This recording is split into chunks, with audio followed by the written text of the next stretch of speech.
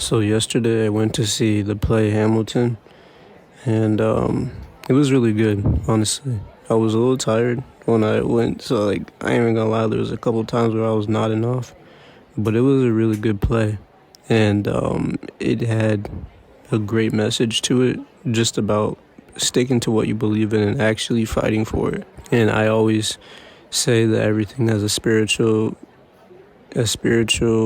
accent to it because I interpret that as when you find out what your purpose is and what the Most High has called you for, or you are finding it out, you go all in with it and you don't compromise for anyone trying to stop you.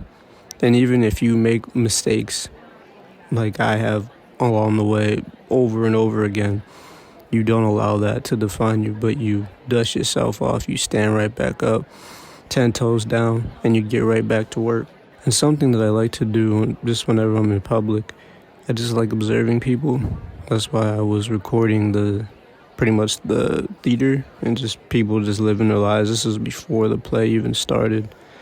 And I had a thought, and it was just like, everyone's going to watch the same play, right? The message is still going to be, because there is a clear message. They mention it over and over again. The clear message of revolution and standing for what you believe in is going to be said to everyone in that theater. But the difference in what I notice in art is that most people will view art or watch art or read art, and they'll be like, dang, this was good. I enjoy this. Like it's solely just a form of entertainment. But then there's a selective few people who not only see it as a form of entertainment, but pretty much like a warning or a call to action.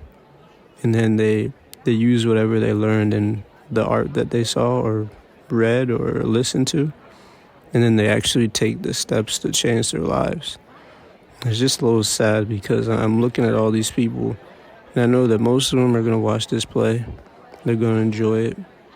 They might talk about it afterwards with their friends and family, but then they're going to go back to living their regular mundane lives. Not saying that everyone in there had a mundane life, but statistically, most people who are living, especially if you are working a job you don't like, or you're in a situation that's not favorable towards you, or you're, just not living your ideal life, there's going to be some sense of complacency. And I know that plays and movies and basketball games and sports events are all forms of entertainment, so you can escape in a way, the horrors of just this reality of living, And most of these people will watch this play and they'll go back to suffering in their own way. And I wish it didn't have to be that way, but that's kind of just the reality of life. And I'm not making this video to be like, dang, I'm different than most people because I got something from it. It's not even about that. It's just like sometimes when you go watch something or you are in an environment, try to get the most out of it in terms of what you learned, because that may be the thing that you needed all this time that will help propel you to the next level or journey in your life. Like, I'm also learning that God speaks to us in many ways.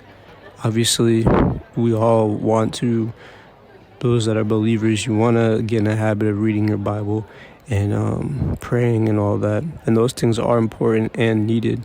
But if you just open your eyes a little bit, God's also speaking to you in just everyday things. When you go out with your friends, when you go watch a movie or go to a show, go out to eat, or just walking around town, like, God is always there trying to show you things. It's just whether or not you're going to actually listen and then apply it to your life. So that's just something a takeaway that I got from going to see Hamilton.